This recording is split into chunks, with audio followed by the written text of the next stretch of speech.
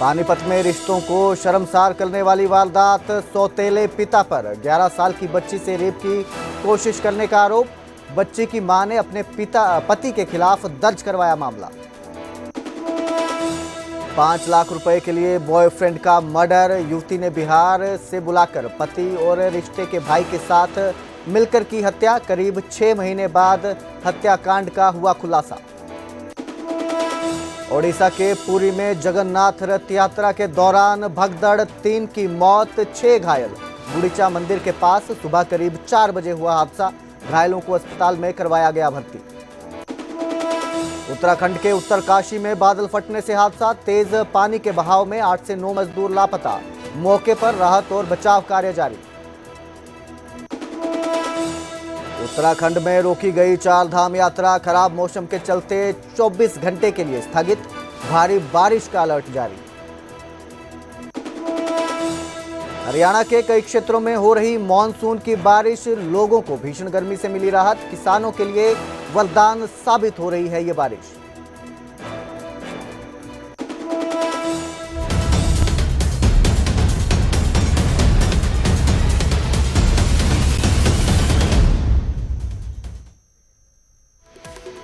नमस्कार, हरियाणा प्राइम में स्वागत है। मैं हूं आपके साथ कुलदीप भारद्वाज। सीएम नायब सिंह सैनी गुरुग्राम दौरे पर हैं। नायब सिंह सैनी ने यहां पर पीएम के मन की बात कार्यक्रम सुना। बीजेपी के राष्ट्रीय अध्यक्ष जेपी नड्डा ने भी ये कार्यक्रम सुना। बीजेपी प्रदेश अध्यक्ष मोहन लाल बडोली भी यहां पर मौजूद रहे।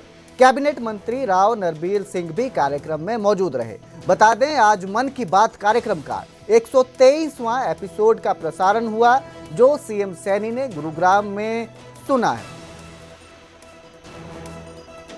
इस खबर पर ज्यादा जानकारी के लिए मेरे सहयोगी धर्मवीर मेरे साथ जुड़े हैं। धर्मवीर, गुरुग्राम दौरे पर है नायब सिंह सैनी, इस दौरान क्या कुछ यहाँ पे जो नीति है उसका विकास जो है उसको लेकर बात करेंगे, चर्चा लेंगे, और क्या सौगात गुरुग्राम को दे सकते हैं?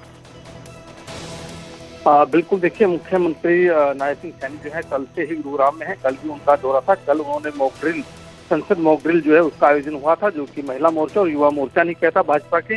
आज जो है मुख्यमंत्री जो प्रधानमंत्री की जो मन की बात है उसके 123वें एपिसोड का जो प्रसारण है वो उन्होंने सुना है। खुद राष्ट्रीय अध्यक्ष जेपी नड्डा जो है वो मौजूद रहे हैं, तो मुख्यमंत्री नायब सिंह सैनी मौजूद रहे हैं। कैबिनेट मंत्री राव नरबीर सिंह के अलावा जो विधायक हैं सोना के, गुरुग्राम के, वो भी यहाँ मौजूद रहे हैं।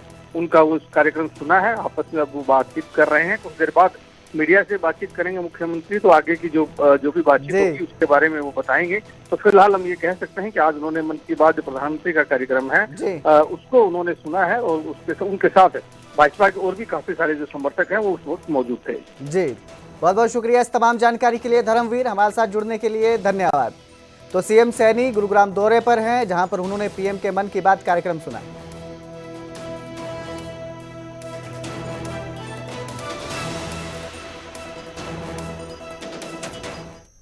हिसार के एचएयू में फिर बवाल हुआ है। बीती रात एंट्री गेट बंद करने को लेकर हंगामा हुआ। छात्राओं का आरोप है कि यूनिवर्सिटी प्रशासन ने गेट बंद कर दिए।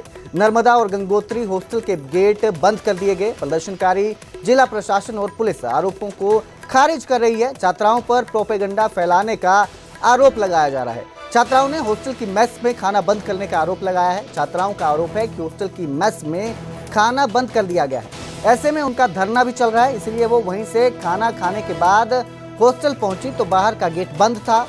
हॉस्टल के अंदर के गेट पर ताला लटका था। छात्राओं का आरोप है कि उनके विरोध के बावजूद हॉस्टल के अंदर का गेट नहीं खोला गया। हॉस्टल में एंट्री को लेकर छात्राओं ने बाहर गेट पर धरना दे दिया। इसके कुछ वीडियो भी सोशल मीडिया पर वायरल हुए हैं। इस खबर पर ज्यादा जानकारी के लिए मेरे सहयोगी संदीप मेरे साथ जुड़े हैं। संदीप, ये जो सारी घटना हुई इसके बाद छात्रों का क्या रिएक्शन है और प्रशासन का क्या कहना है? जी, जो छात्रों का धरना है वो लगातार 10 जून से एचयू के गेट पर जारी है। लेकिन 2 दिन से जो छात्रों को 2 दिन पहले जो छात्राएं हैं उनको हॉस्टल में खाना नहीं मिला था, तो उसके बाद हंगामा हुआ था। फिर उन्होंने जो खाने की व्यवस्था थी वो धरने स्थल पर अपनी कर ली थी। लेकिन जो कल रात को जो छात्राएं थी उनको हॉस्टल में नहीं जाने दिया गया, तो इसके बाद छात्रों ने प्रदर्शन किया और जो कुछ और छात्रों के संगठन थे वो मौके पे पहुंचे। उसके बाद जब प्रदर्शन किया गया तो प्रशासन के द्वारा पानीपत में रिश्तों को शर्मसार करने वाली वारदात सामने आई। सौतेले पिता पर बच्ची से रेप की कोशिश का आरोप है। सौतेले पिता ने 11 साल की बच्ची से दुष्कर्म की कोशिश की। नहाने के बहाने बुलाकर बच्ची से छेड़छाड़ की। बच्ची के चीखने पर मौके पर छोटी बहन पहुंची। बच्ची ने अपने मां को छेड़छाड़ की पूरी कहानी बताई। बच्ची की मां ने पति के खिलाफ मामला दर्ज करवाया है। पीड़ित बच्ची मूल रूप से उत्तर प्रदेश के बदायूं जिले की रहने वाली है। उसके पिता की मौत के बाद उसकी मां ने दूसरी शादी की थी, जिसके बाद से ही वो अपनी मां और सौतेले पिता के साथ पानीपत में रह रही थी। बच्ची की मां ने पुलिस को शिकायत दर्ज करवाई है, जिसके मुताबिक उसके पति ने नाबालिग बच्ची के साथ दुष्कर्म की कोशिश की है। फिलहाल पुलिस ने शिकायत के आधार पर आरोपी के खिलाफ पोस्को एक्ट के तहत केस दर्ज किया है। ये ओल्ड इंडस्ट्रियल थाना है, वहाँ का है, छोटी बच्ची का मामला है, इसलिए डिटेल उसमें नहीं बता पाएंगे। लेकिन वो FIR दर्ज करके इसमें इन्वेस्टिगेशन कर रहे हैं और जैसे भी इसमें इन्वेस्टिगेशन का जो आउटकम होगा उसके आधार पर कार्रवाई की जाएगी। नहीं, अभी गिरफ्तारी नहीं कर ली, इन्वेस्टिगेशन कर। हिसार में 5 लाख के लिए बॉयफ्रेंड का मर्डर करवा दिया गया। शादीशुदा युवती ने बॉयफ्रेंड की हत्या करवाई। युवती के पति और ममेरे भाई ने इस वारदात को अंजाम दिया है। बिहार के मुंगेर में कारोबारी प्रवीण की हत्या की गई है। बिहार के जमुई की रहने वाली युवती प्रिया भारती पर आरोप है। हत्या के करीब 6 महीने बाद इस पूरी वारदात का खुलासा हुआ। जमुई के रहने वाले प्रिया भारती की कारोबारी प्रवीण से गुड़गांव में दोस्ती हुई। दोनों की नजदीकियां बढ़ी। प्रिया ने प्रवीण से पैसे मांगे तो प्रवीण ने 5 लाख रुपए दे दिए। बाद में जब प्रवीण ने पैसे वापस मांगे तो प्रिया ने पैसा देने से इनकार कर दिया। इस बीच प्रिया के पति को पूरे मामले की जानकारी मिली। उसके पैसे देने की बात कहकर प्रवीण को बिहार बुला लिया। बिहार के मुंगेर में प्रिया ने अपने पति राजेंद्र शर्मा और ममेरे भाई सुमित के साथ मिलकर 2 जनवरी को प्रवीण की हत्या की। प्रवीण 30 दिसंबर 2024 को अपने घर नारनौंद से कापड़ो गांव से गुरुग्राम गया था। इसके बाद वो वहीं वापस नहीं लौटा। 17 जनवरी को हिसार के नारनौद थाने में प्रवीण की गुमशुदगी का मामला दर्ज किया गया था। 13 जून 2025 को यह मामला हांसी स्पेशल स्टाफ को दे दिया गया। फिर 26 जून को हांसी STF ने सुमित कुमार को गिरफ्तार कर लिया। तब खुलासा हुआ कि प्रवीण की हत्या पैसे के लेन देन को लेकर की गई थी।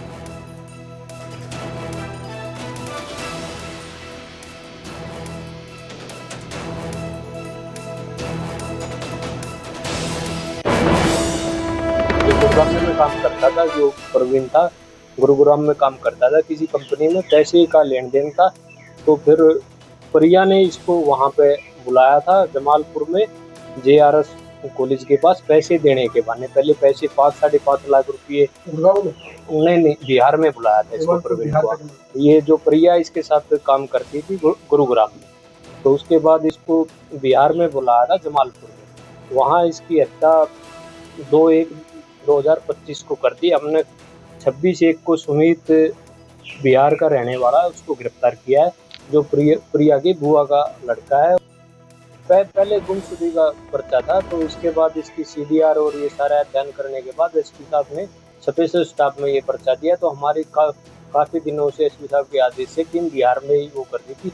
तो सारा अभी प्रिया का और उनका नंबर बंद आ रहा है। जो प्रिया का इसका लेन देन था 5-5.5 लाख रुपये का, जो अभी तक हमारे को सुमित ने बताया। सुमित इसके बुआ का लड़का है। पहले प्रिया ने जासा देके गाजा आप अपने पैसे जमालपुर में लेके चले जाओ, तो 2 की रात को इसका 2/1/2025 को इसका मर्डर कर दिया और वहाँ पे फेंक के चला गया। अभी वहाँ से हमने जो भी पुलिस ने कार्रवाई कर रखी है वो भी हम वो सारे डॉक्यूमेंट लेंगे। बताया है मिल के मारा है उन्हें 4-5 ने चक्कू से। तो हमने अभी इसको लेके जाएंगे, चक्कू भी बरामद करना है और भी इससे गहनता से पूछी जाएगी, क्योंकि जिसका लंबा रिमांड लिया हमने 10 दिन का, और जल्दी से जल्दी और आरोपी को। प्रिया को पैसे लेने थे या देने थे? प्रिया को पैसे देने थे। गुरुग्राम में इसने पैसे प्रिया के ट्रांसफर भी कर रखे हैं और इसी बहाने का आप आ जाओ। इनका सारा जब प्रिया को गिरफ्तार कर लेंगे तो सारी चीजें उसका जल्दी से जल्दी खोल दी। पानीपत में 12वीं की छात्रा की हत्या के मामले में परिजनों ने SP से गुहार लगाई है। आरोपियों की जल्द गिरफ्तारी की मांग की है। कन्हैया के दोषियों को सजा दिलाने की गुहार लगाई है। पुलिस ने कार्रवाई का आश्वासन दिया है। जल्द ही आरोपियों की गिरफ्तारी होगी। पानीपत की साइन कॉलोनी में गुरुवार की रात 12वीं के छात्र कन्हैया की हत्या कर दी गई थी, ये कहा जा रहा है, जिसके बाद से परिजनों ने इंसाफ की गुहार लगाई है और जल्द आरोपियों को गिरफ्तार करने की मांग की है।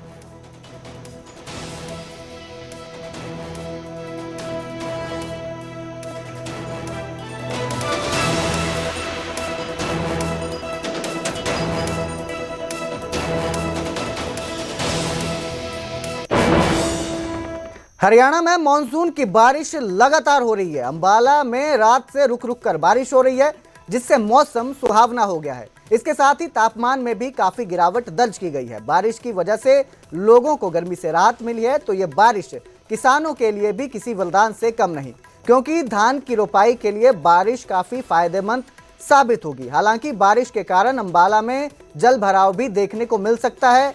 दूसरी तस्वीर करनाल की है, जहां बारिश होने से लोगों ने राहत की सांस ली है।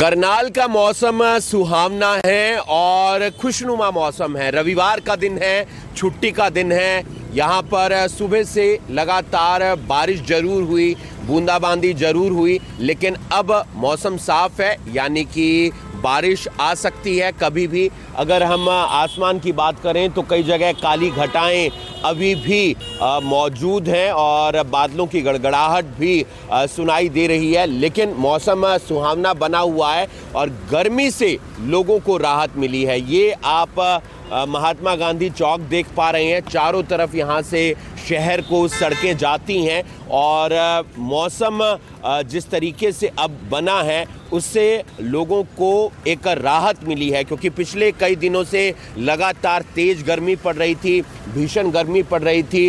लोग गर्मी से काफ़ी ज़्यादा परेशान थे और जो गर्मी से लोगों को राहत मिली है वो एक ऐसा महसूस कर रहे हैं कि ये राहत पहले मिल जानी चाहिए थी, लेकिन बारिश होती थी, उसके बाद धूप निकल जाती थी, उमस भरा मौसम हो जाता था। कुछ लोग हैं हमारे साथ, उनसे जानने का प्रयास करेंगे। गर्मी से राहत मिली है, जो तेज बारिश हुई सुबह।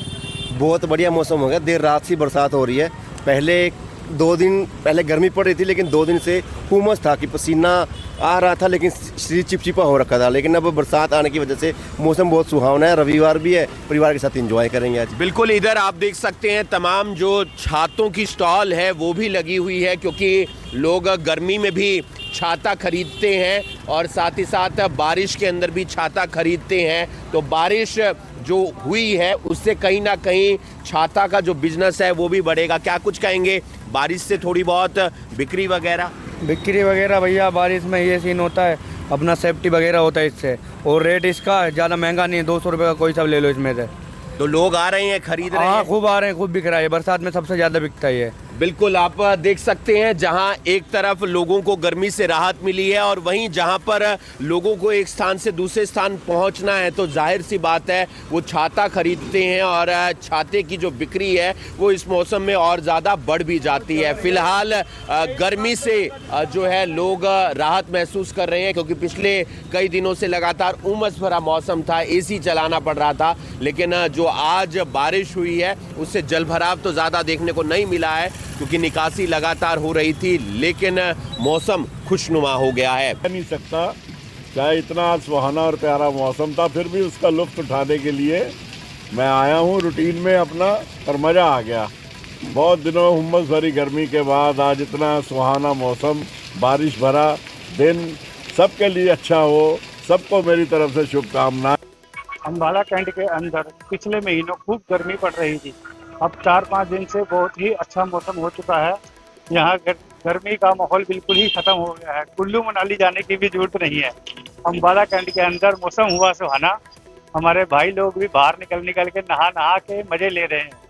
आज मौसम बहुत ही सुहाना हो गया है। बारिश के कारण काफ़ी मौसम में फ़र्क पड़ा है, जो उमस थी वो अब बहुत कम है। आज एकदम मौसम बढ़िया हो गया है। बारिश के कारण जगह जगह पानी था, मगर वो भी अब निकल चुका है, काफ़ी हद तक ठीक है इस बार। अब कम से कम 4-5 डिग्री मेरे हिसाब से मौसम नीचे आया होगा। चंडीगढ़ के कई सेक्टर्स में तेज और लगातार बारिश की वजह से सड़कें धंस गई, जिसकी वजह से कई जगहों पर गाड़ियां फंस गई। इन्हें निकालने के लिए लोग काफी दिक्कतों का सामना कर रहे हैं। कई जगह रोड भी जाम हुआ है, कई जगह पर जाम की स्थिति बनी हुई है। जो सरकारी बंदे आए हैं गाड़ी निकालने, सरकारी बंदे, सरकारी ट्रेनें।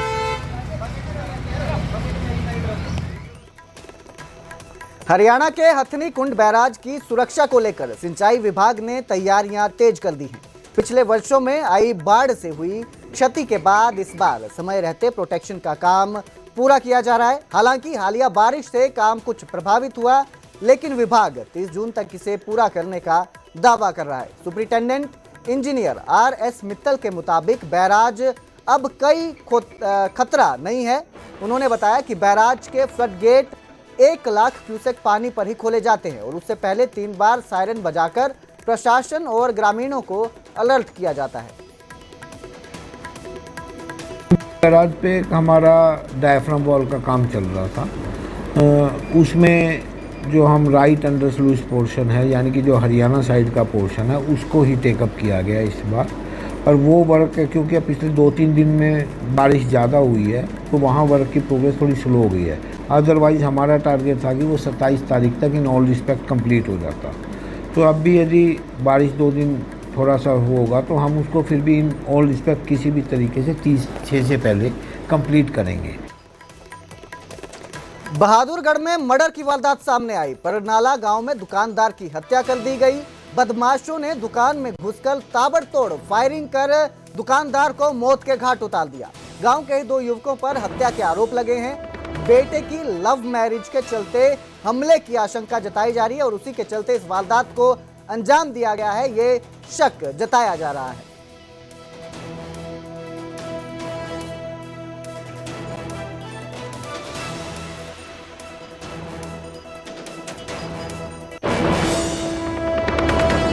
ये जी लड़की की था, हमारे लड़के ने इनकी लड़की के लव मैरिज करा रखी, तो उसकी कंप्लेंट हो रही थी और हमने कई बार प्रोटेक्शन मानी, हमने कैमरे भी लगवाई यहाँ पे, हमारी कहीं पे भी कोई सुनाई नहीं है। और आज वो छोटे भाई का गोली मार के चले गए। 3 जने मोटरसाइकिल पाए। कौन है? वो ही नहीं गए, लड़की के भाई हैं जी 2 तो, और 2 लड़के हैं बाहर के हैं, तो वो गांव के ही, लेकिन उनका हमने नाम का नहीं पता। उसके बाप के नाम का पता है, एक का जित्ते नाम है, एक के बाप का, जिसने गोली मारी है जी। 2 जने ने मारी है गोली, 2 लड़की के भाई हैं उसमें। हम